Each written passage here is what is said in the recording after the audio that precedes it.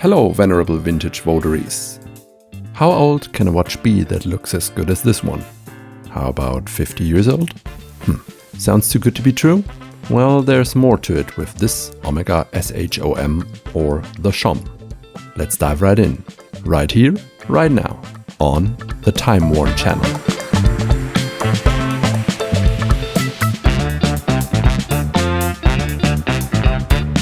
Originally, this is an Omega Seamaster 200 from the 70s, but since there are other models under that range, which can be easily distinguished from this one right here, but also others that are quite similar, nicknames were devised.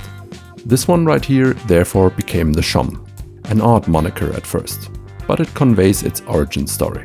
The Service Hydrographique et Oceanographique de la Marine of the French Navy wanted something different and thus commissioned Omega to produce a unique version of the Seamaster 200.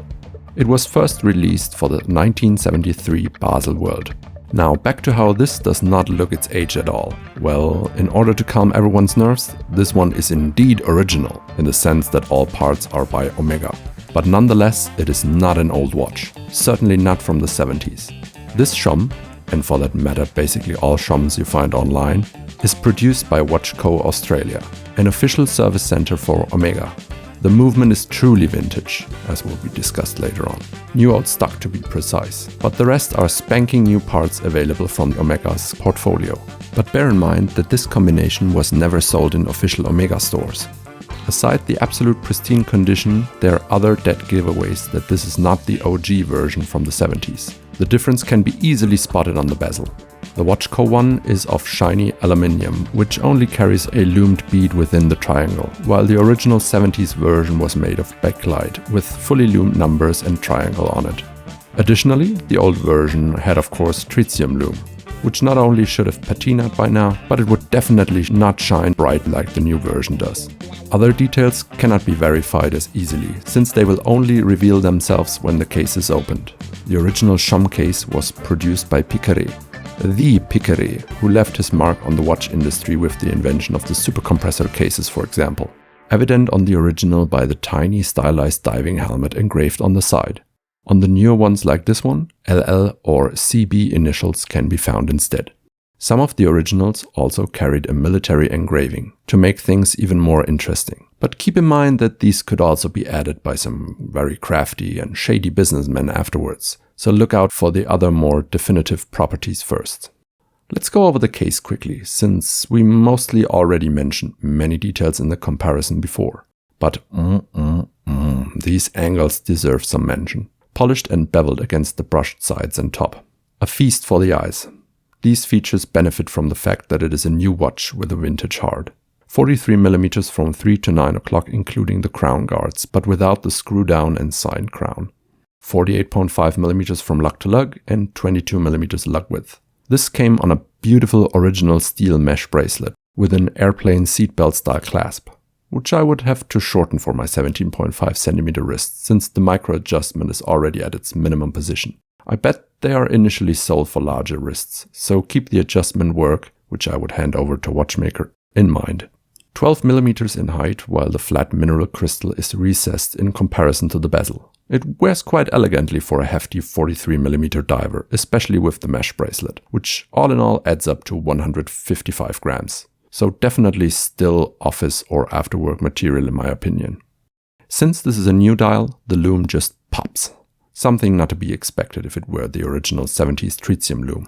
This one right here and the original have the distinct sword hour hand. But some WatchCo models were also sold with the Seamaster 120 or so-called Baby Ploprof handset, which can be easily noticed by the distinct orange hour hand. Which is, and that needs to be emphasized on, not canon with the 70s version of the SHOM, and we will discuss this later with the price. On the back, a small Seamaster hippocampus takes center stage, and inside, this SHOM is powered by an Omega 1012. It's vintage heart, which was produced from the early 70s to 80s with an integrated winding mechanism. The minute and seconds wheel is designed to indirectly drive the center hand, which provides the space for the rotor bearings. All of these measures result in a small total height of the movement. Another welcome specialty is the ability to quickset the date not only forwards, but backwards as well.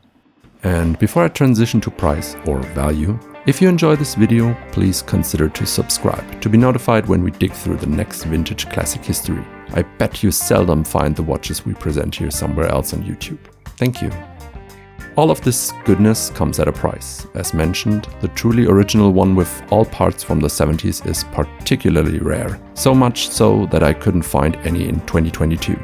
Therefore, I will focus on the WatchCo version, since that's the one you will most probably find online. Prices for these started at around 4,000 euros.